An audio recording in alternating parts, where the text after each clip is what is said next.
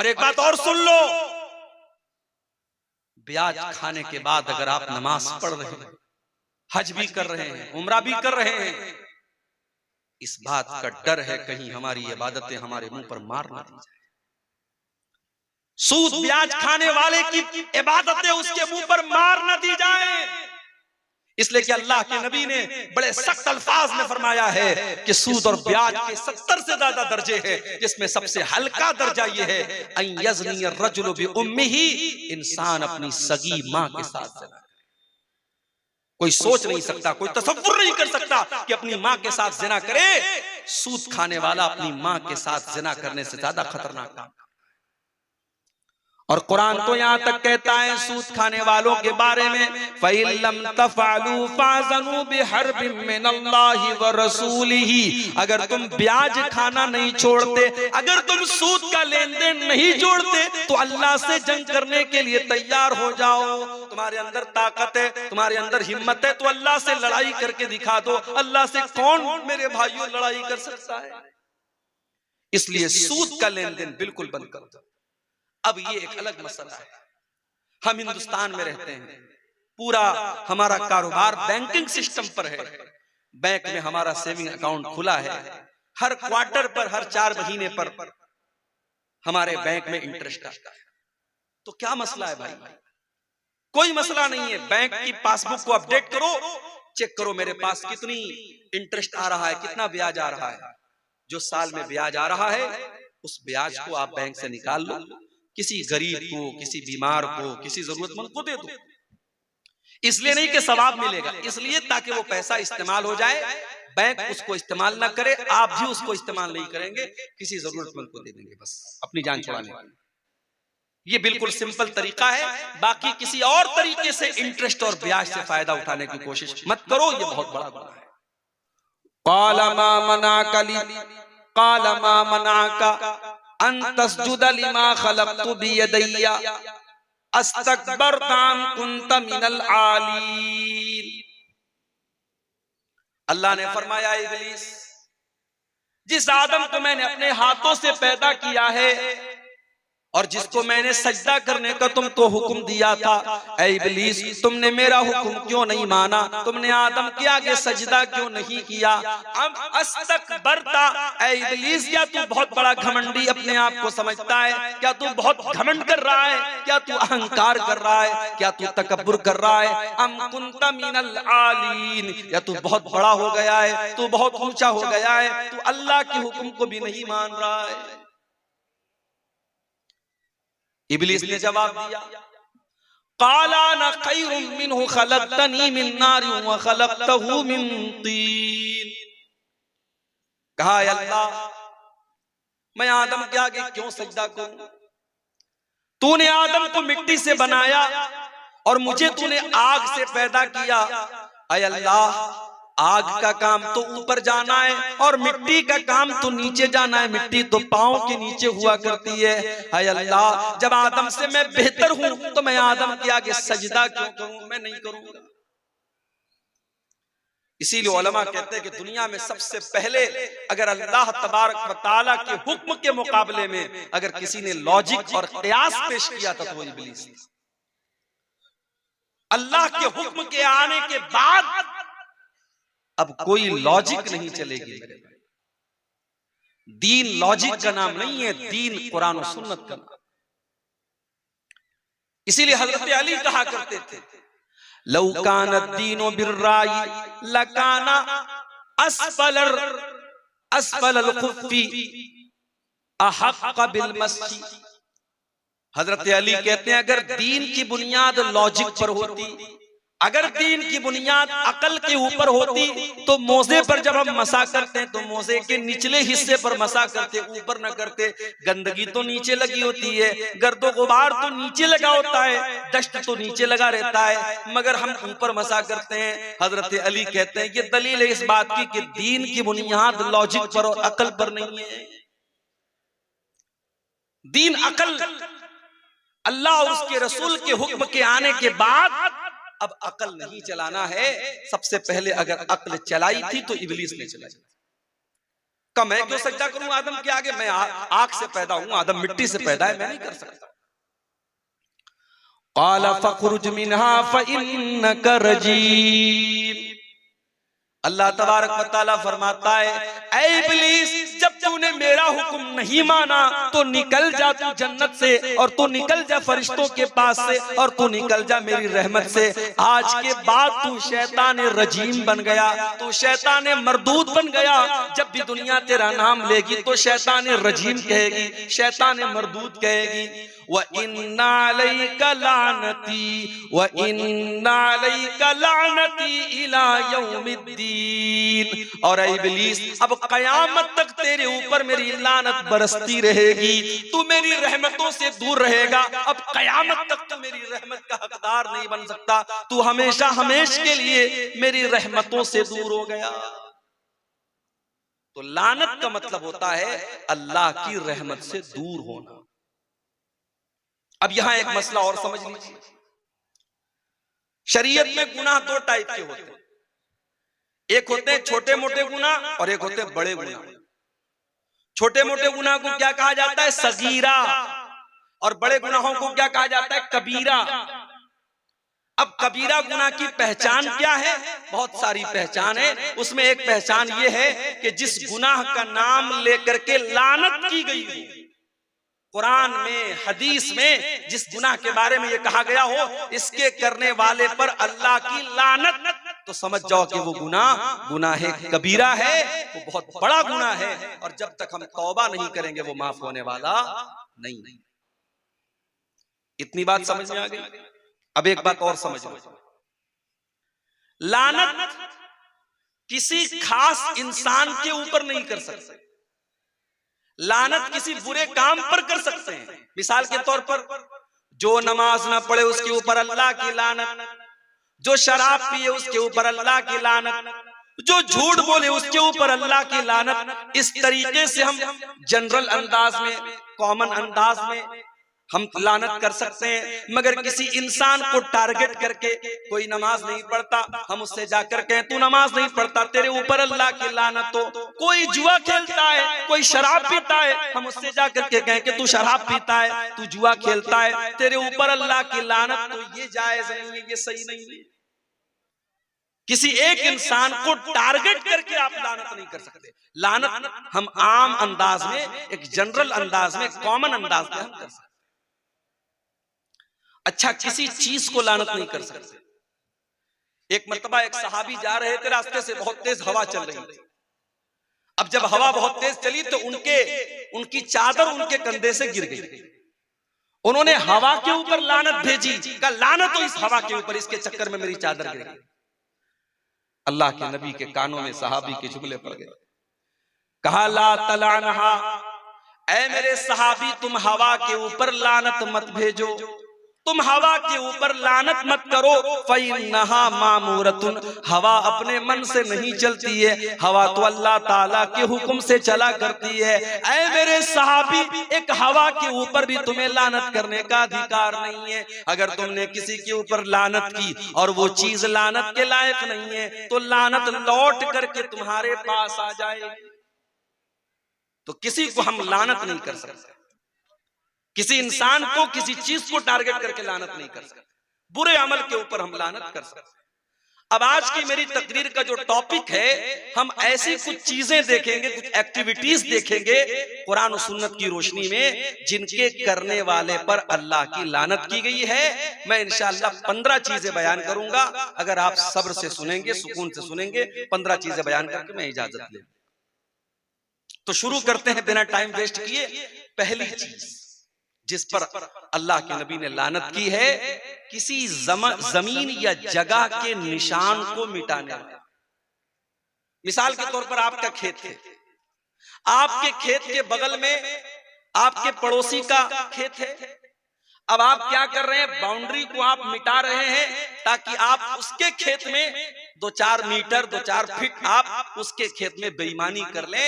जमीन के निशान को मिटाना ये भी लानत वाला काम है। दलील क्या है? दलील बुखारी शरीफ की ये हदीस है। हजरत अली से किसी ने कहा, ऐ अली, अल्लाह के प्यारे नबी ने आपको जो राज की बातें बताई है वो हमको बता दीजिए। हजरत अली नाराज हो गए, कहा नहीं नहीं, अल्लाह के नबी ने कोई ऐसी बात हमें नहीं बताई है जो और लोगों को न बताई हो। हाँ, लेकिन एक मर्तबा अल्लाह के नबी ने 4 बातें मुझे बताई थी, हो सकता है ये बातें किसी और को न बताई हो। अल्लाह के नबी ने फरमाया, लानल्लाहु मन लान वालिदहू, अल्लाह की लानत हो उस इंसान के ऊपर जो अपने बाप के ऊपर लानत करता है। कोई बाप के ऊपर भी लानत करता है? हाँ, आपने किसी और के बाप को बुरा भला कहा, जवाब में उसने आपके बाप को बुरा भला कहा, हो गई बाप के ऊपर लानत। और कुछ बदनसीब तो ऐसे भी होते हैं जो डायरेक्ट अपनी माँ को, अपने बाप को गाली देते हैं, लानत करते हैं। नहीं मेरे भाई, माँ बाप अगर गलत भी करें, माँ बाप अगर जुल्म भी करें, उनका अमल अल्लाह के हवाले कर दो, मगर उनके साथ बदतमीजी मत करो।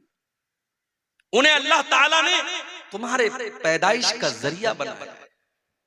तुम्हारी माँ न होती, तुम्हारे बाप न होते तो तुम दुनिया में नहीं आ सकते। उनकी कुर्बानियां, उनकी मेहनतें कभी भूलो मत। माँ ने 9 महीने पेट में रखा, बाप ने खून पसीना एक किया, तब तुम किसी लायक बने हो। अगर तुम्हें बूढ़े माँ बाप मिले हैं, उनकी कद्र करो, उनकी खिदमत करो। इम्मा यबलुगन्ना इंदकल किबरा अहदुहुमा औ किलाहुमा फला तकुल लहुमा उफ्फिन वला तनहरहुमा वकुल लहुमा कौलन करीमा। तुम्हारे वालिदैन में से कोई एक अगर बूढ़ा हो जाए या दोनों बूढ़े हो जाएं, तुमको बुढ़ापे में तुम्हारे माँ बाप अगर मिल जाएं, तो कुरान कहता है फला तकुल लहुमा उफ्फिन, तुम अपने वालिदैन को उफ भी न कहना। अरबी जबान में किसी को तकलीफ पहुंचाने के लिए सबसे हल्का अगर कोई लफ्ज है तो उफ है। अल्लाह ने कहा तुम्हें अपने वालिदैन को उफ भी नहीं कहना है। वला तनहरहुमा, उनको डांटना नहीं है। वकुल लहुमा कौलन करीमा, उनसे जब भी तुम बात करो तो अदब से बात करो, तमीज से बात करो, रिस्पेक्ट के साथ बात करो, सम्मान के साथ बात करो। तो पहली चीज क्या है? अल्लाह की लानत हो उस इंसान के ऊपर जो अपने बाप के ऊपर लानत। दूसरी चीज, वलानल्लाहु मन ज़बह लिगैरिल्लाह, और अल्लाह की लानत उस इंसान के ऊपर जो गैरुल्लाह के नाम पर जानवर ज़बह करता है।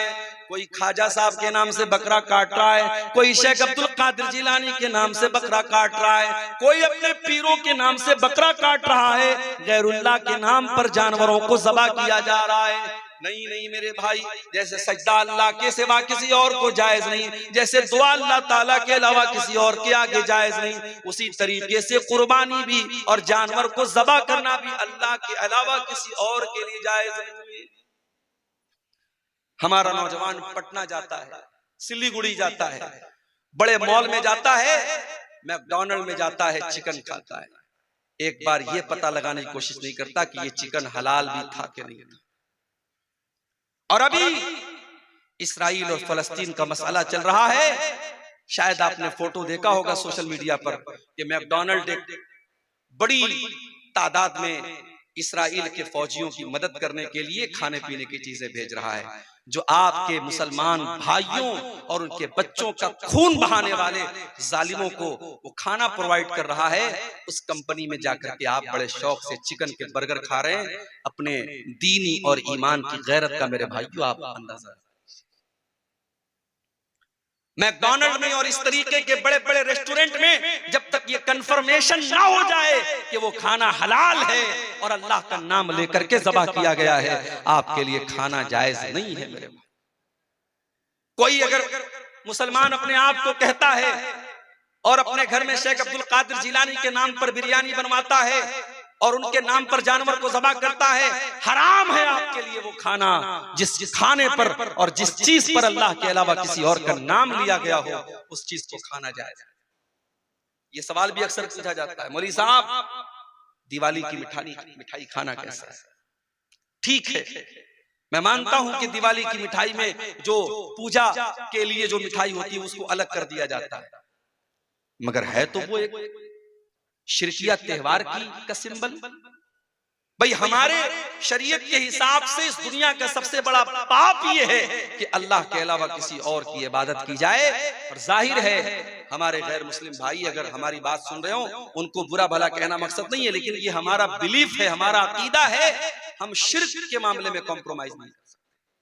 हम अपने गैर मुस्लिम भाइयों के साथ अच्छे से, प्यार से, मोहब्बत के साथ रहें, लेकिन किसी शिर्क के काम में हम सपोर्ट नहीं कर सकते। यही शरीयत की तालीम। इसलिए दिवाली की मिठाई के बारे में कुछ उलमा ने सॉफ्ट कॉर्नर दिखाया है कि खाया जा सकता है अगर उस पर पूजा पाठ नहीं हुई है, लेकिन ज्यादा बेहतर यही है कि चूंकि वो शिर्क के त्योहार का एक सिंबल है, हमें परहेज करना चाहिए। तो ये दूसरी चीज हो गई। पहली चीज क्या थी?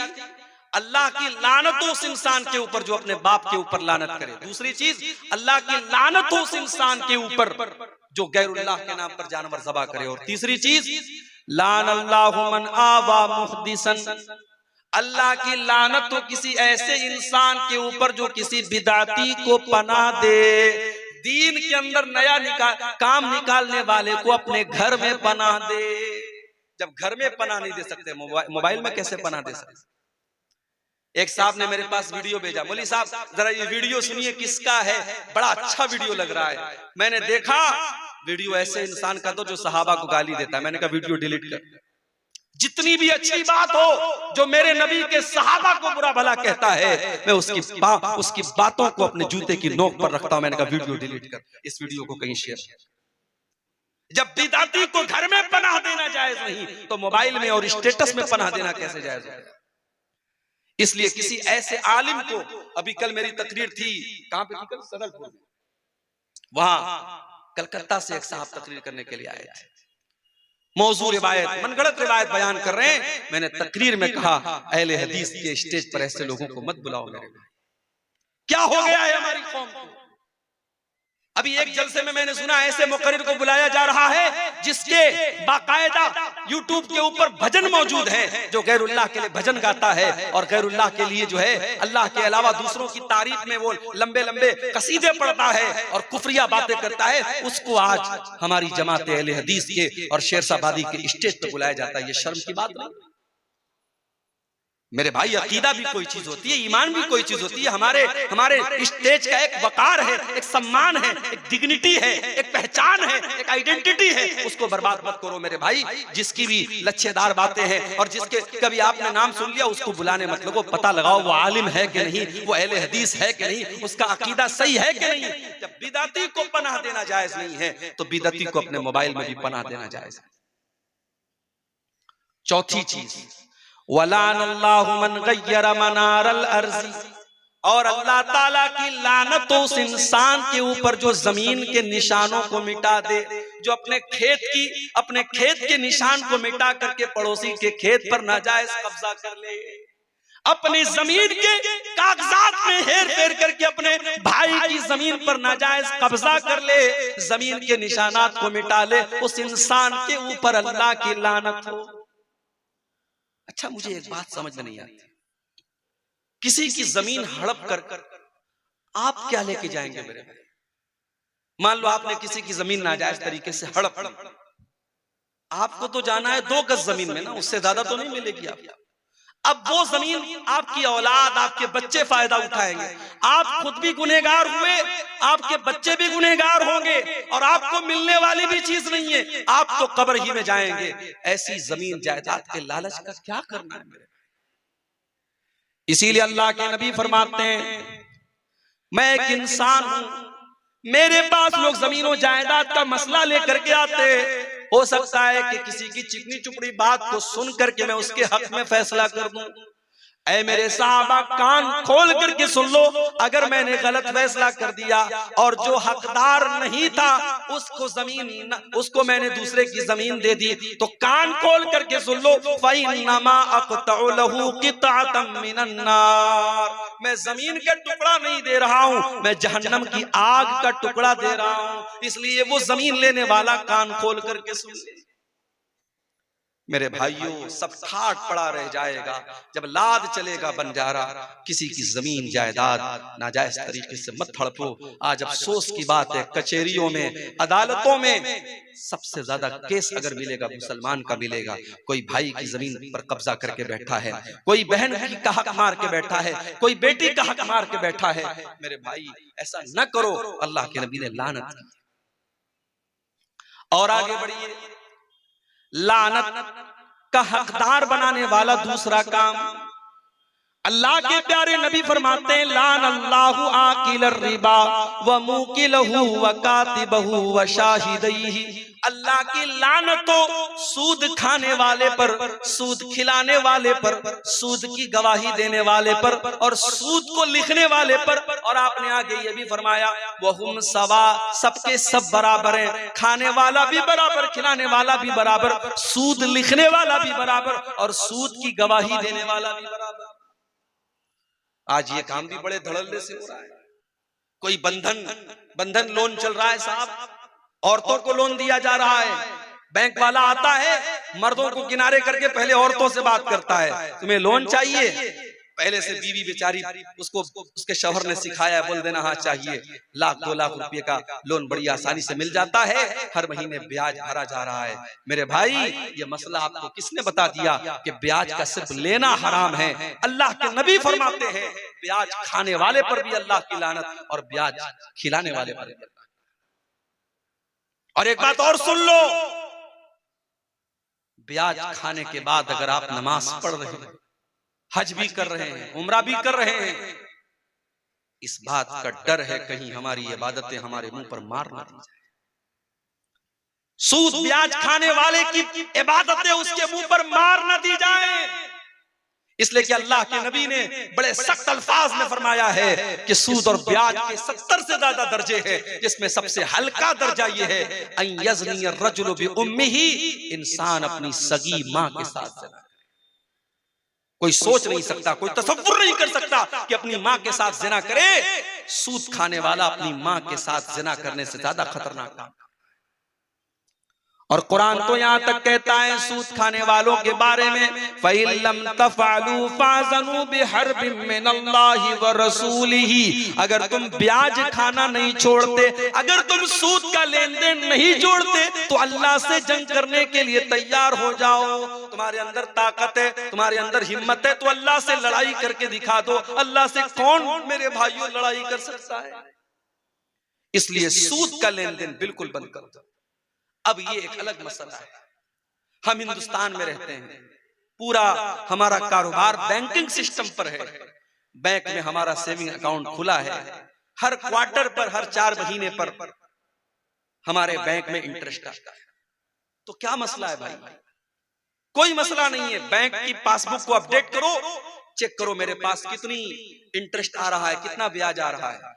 जो साल में ब्याज आ रहा है, उस ब्याज को आप बैंक से निकाल लो, किसी गरीब को, किसी बीमार को, किसी जरूरतमंद को दे दो। इसलिए नहीं कि सवाब मिलेगा, इसलिए ताकि वो पैसा इस्तेमाल हो जाए। बैंक उसको इस्तेमाल ना करे, आप भी उसको इस्तेमाल नहीं करेंगे, किसी जरूरतमंद को दे देंगे, बस अपनी जान छुड़ाने वाले। ये बिल्कुल सिंपल तरीका है। बाकी किसी और तरीके से इंटरेस्ट और ब्याज से फायदा उठाने की कोशिश मत करो, ये बहुत बड़ा गुनाह है।